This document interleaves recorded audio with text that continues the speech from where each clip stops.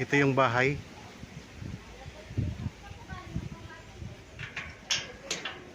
Dito sa harap ng bahay mga kaprops. Yan, may space tayo dito. Tapos ito naman po yung parking area. Ayan. Ayan yung kotse na kasama sa bentahan. May bakod na po ito. Magandang araw po mga kaprops. Dito tayo ngayon sa bayan ng Nagkaralan, Laguna. Meron akong property na i-offer sa inyo. Ito na po mga kaprops.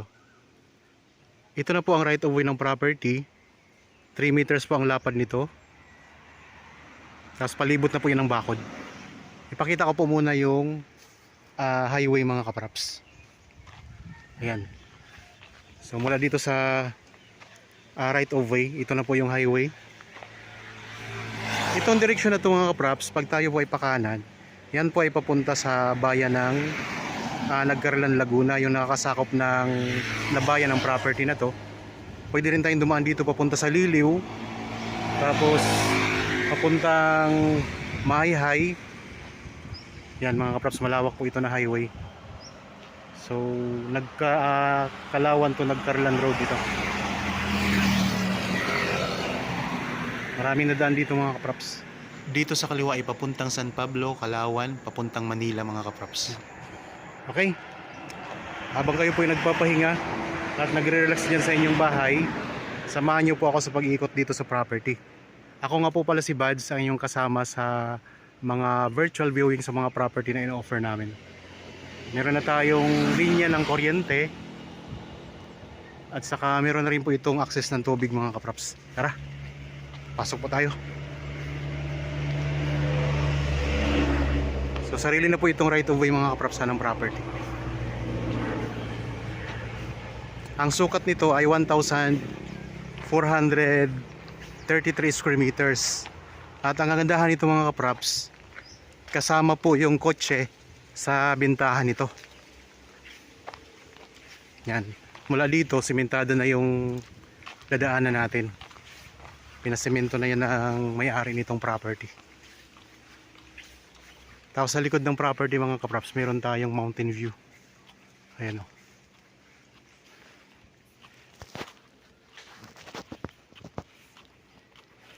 Ang distansya ng Nagkaralan sa Manila mga kaprops, kasi may mga nagtatanong ay nasa 2.5 oras. Yun yung distansya mula sa Manila. Tapos ang distansya nito sa town proper ng Nagkaralan, estimated lang po mga kaprops, ay mga 12 to 15 minutes travel time. Yan, ito na po mga kaprops ang property. 3 meters ang lapad dito right of way ha. Tapos dito, di ba may bakod po dyan. Itong nandito mga kaprops, sako pa po ito ng property. Huli kasi itong nabili ng may-ari nitong ino-offer ko. Yan, mula dito sa bakal na ito mga kaprops, kasama pa po ito. Hanggang pa ganun po. Tapos yan dito. Ito, kasama po ito pa ganun mga kaprops. So hindi niya po ito nabakuran kasi nauna siyang magbakod bago niya ito nabili itong property na nandito sa labas. Itong malinis na yan, yan po ay kasama pa ha, sa 1,433. Okay, pasok po tayo sa gate. May mga tanim na rin yan na frog grass mga kaprops.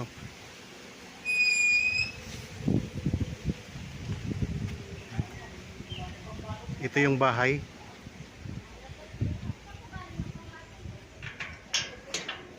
Dito sa harap ng bahay mga kaprops. Yan, may space tayo dito. Tapos ito naman po yung parking area. Ayan. Ayan yung kotse na kasama sa bentahan. May bakod na po ito. Yan ang bakod mga kaprops. Tapos may barbed wire rin siya sa taas. Yan, ang gate niya ay nasa 6 meters ang lapad niyan. 5 or 6 meters. Ayan ang bakod, bakal po ang bakod nito. Tapos may mga tanim tayo dito ng mga puno ng saging.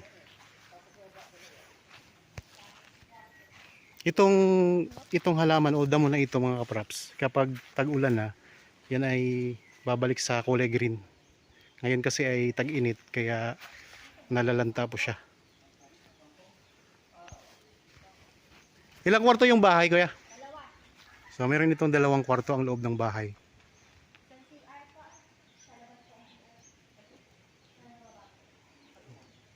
Meron itong CR sa loob, isang CR. Kaya bago tayo pumunta doon sa loob. Saan ang daan pa akyat? Sa parking? Sa parking? Okay. Meron na rin itong mga, kasama ang mga gamit.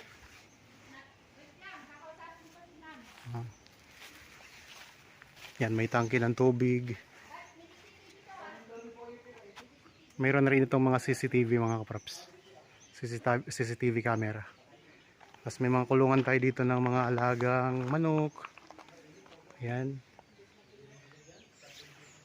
So palibot na lang bakod. Ayun bakod mga kaprops sa likod. Oh. May mga tanim din ng mga lansones.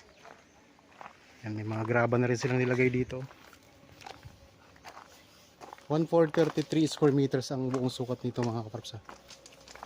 Dito sa gilid, dito naman yung bakod niya. Sementadong pader na po yan.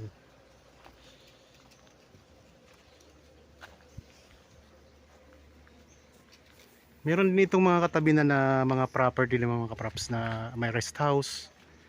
Mayroon itong katabi sa may bandang unahan doon sa pinanggalingan natin kanina.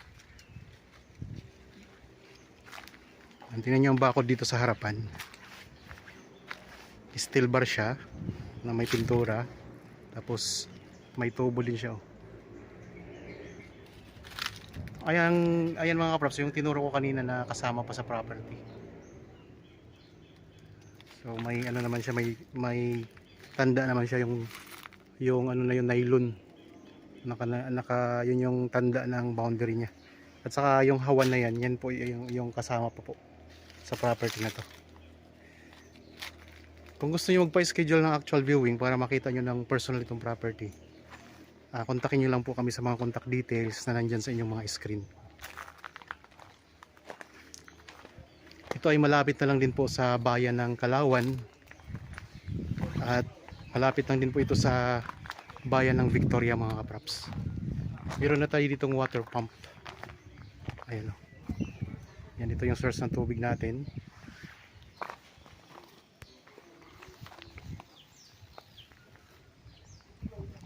Ito yung harapan ng bahay. Akit tayo dun sa taas. Ang design ng bahay, mayroon siyang balkonahe dito sa harapan. Ito.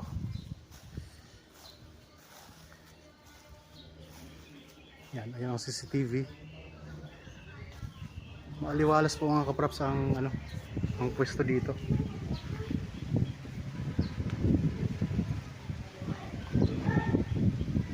Tapos ito yung kotse na kasama. Yan, kasama po ito sa bentahan mga kaprops.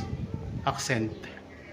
So ang mga detalye ng property na ito at iba pang mga importanteng details ay mababasa nyo po sa description box. At ang presyo naman ito ay mababasa nyo po sa title at saka sa description box din po. Yan, ito yung parking area. Ano, perhaps ang parking area. Bago pa lang tong kotse.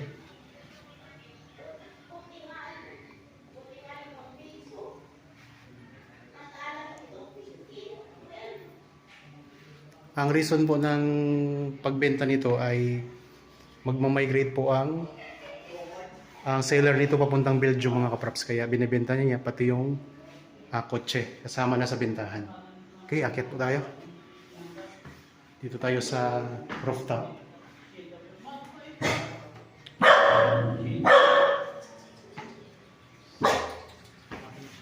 So open space dito ang rooftop. Yan. Malawak na space. Yan. Dito tayo sa may taas na, sa rooftop na tayo. Tapos yan, kitang-kita natin dito yung buong paligid ng property. Ayan ang bakod niya. Sa likod na po itong area na to. May maraming mga tanim na saging. Tapos ayun ang bakod, ang boundary nito, yung mga may pader na semento. Tapos mountain view po ito sa likod dito. Yan dito sa gilid. Ayan naman po. Yun yung corner ng property mga kaprops. Pwede kayong mag-alaga dito ng mga manok. Ay kagaya yun, may mga alaga silang manok.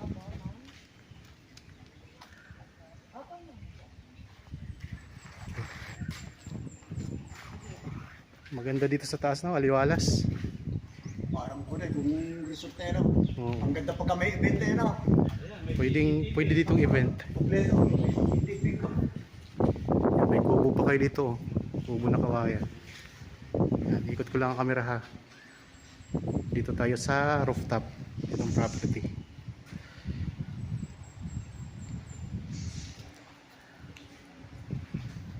Kung gusto nyo ipa-tiles na yan, pwede itong ipa-tiles mga kaprops.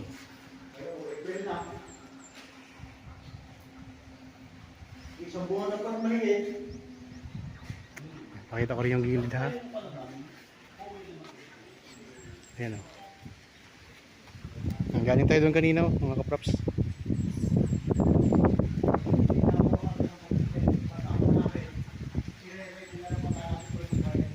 Yan mga lansones daw yung lansones niya. May kamyas din pala. Ayan, may kamyas din. Sarap ditong tumambay sa taas. Kasi ang sarap ng hangin, presko. Ulitin ko lang ha, yung nandun sa labas, yung hawa na yun, kasama ko po yun sa property. So, kaya po siya hindi nasakop ng bakod dahil huli po yung nabili ng may-ari nitong property mga kaprops.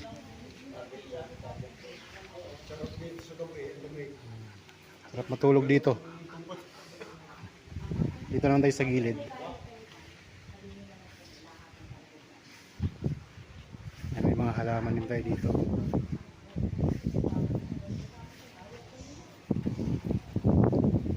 Yan, ito yung kawayan na kubo. Tapos meron tayong CR dito mga kaprops. CR po yan. Mayroong CR dito sa taas.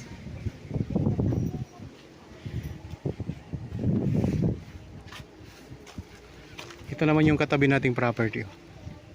So hanggang dito lang kasi tayo sa padiran na ito mga kaprops. Ito ibang property na po yan. Pakita ko lang yung katabi natin. Marami ding mga lansones. Meron ng linya ng kuryente at tubig itong mga kaprops ha. May mga CCTV na. Ilang kwarto ulit? Konsay? Dalawang kwarto. May dalawang kwarto sa loob. Doon sa baba nito. Yan. So kung interested po, kontakin nyo lang po kami sa mga contact details na nandyan sa inyong mga screen. Mayroon tayong Viber, cellphone number, Facebook Messenger at saka WhatsApp.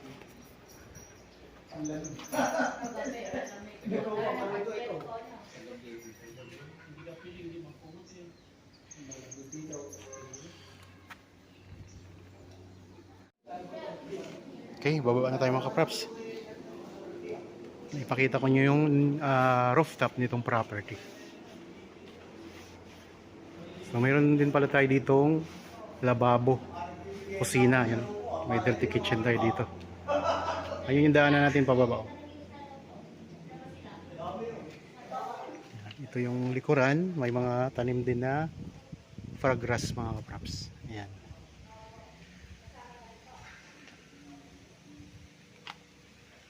Kung interested po, kontakin nyo lang po kami sa mga contact details na nandyan sa inyong mga screen. Meron tayong Viber, cellphone number, Facebook Messenger at saka WhatsApp mga kaprops.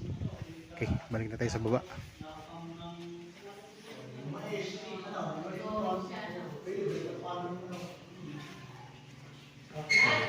Nakatiles na rin po itong hagdan.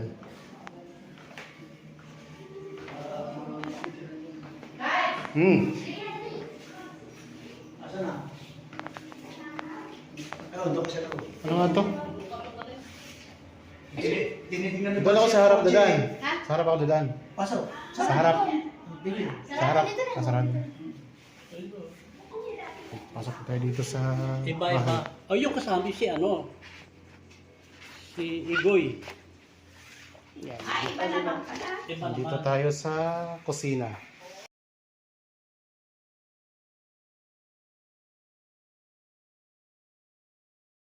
Hello po, ma'am. Hello.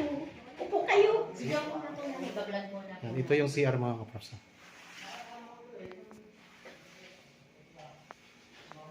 Yan, malawak din po ang CR. Meron ding mga lababo dito.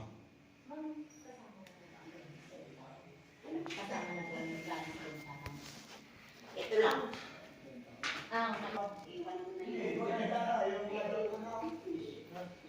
Yan. Meron tayo dito mga kaprops. Mga built-in cabinet.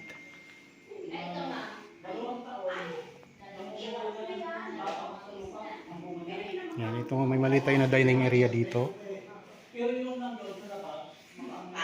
mo, para hindi pa May pintura na rin po ito. malalagay ko namin sa'yo. Tsaka masisira ka sa tao.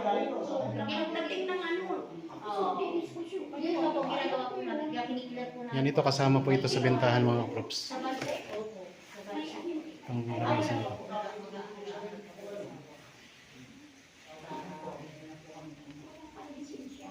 Pero halos lahat po ng mga nangyari sa akin vendor. Okay, tingnan natin yung kwarto mga kaprops. Ito na maiwan naman. Itong dalawa. Ito lang Ito kasama to. Kasama. Kasama to. Ito lang ha. Dito tayo sa kwarto. Ang kasama lang po mga kaprops, ito lang yung upuan na to, sofa, at saka itong lamesa. Saka yung rep. At saka yung maliit na ref. Oo, Maliit. Maliit, dalawang ref ano? Dalawang ref. Yan. Ito yung ref hindi mga naman siya tagal naman na to. Ito talaga, bago yan na ano na yan. Kaso, siyempre, old model na. Yan, ito yung ref na maliit, saka ito naman yung isa. Ref, isang sofa, at saka yung lamesa, yung dining table. Nara yan. Nara yan. Nara pala yung dining table mga kaprops. Lifetime yan. Tapos ito naman yung kwarto, dalawang kwarto po ito, pero hindi kasama yung ano mga kaprops. Makuha mo yun.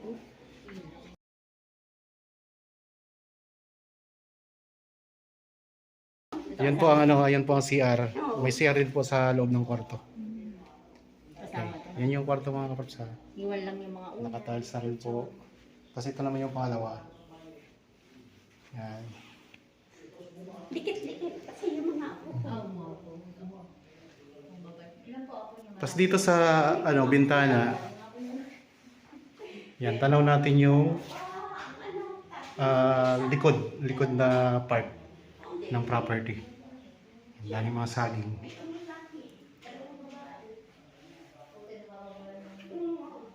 Tapos ito na yung gilid. Oh.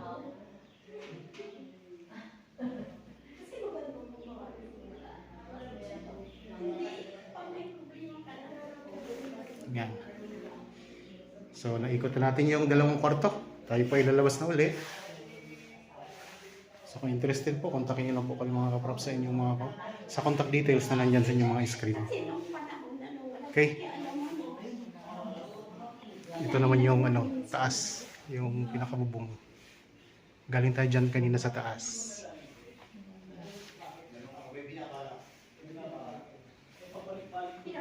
Tayo dumaan kanina sa kusina sa kabilang exit. So ngayon dito tayo dadaan sa harap naman. Yan, dito. May tao dito. Tapos, dalawa rin. Ito yung Andyan balkonahe. Di tapos Yan. winangungan ko. Tapos tinawagan ko si Boyet. Inabot nila dyan. Yung pala, Okay, dito na tayo ulit sa labas mga kaprops ng bahay.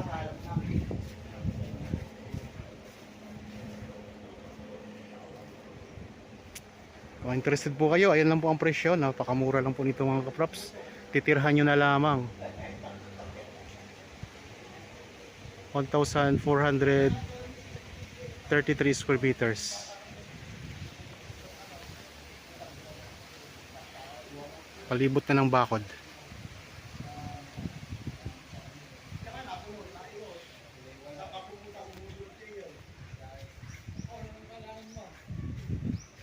Yan, ito yung gate natin ha.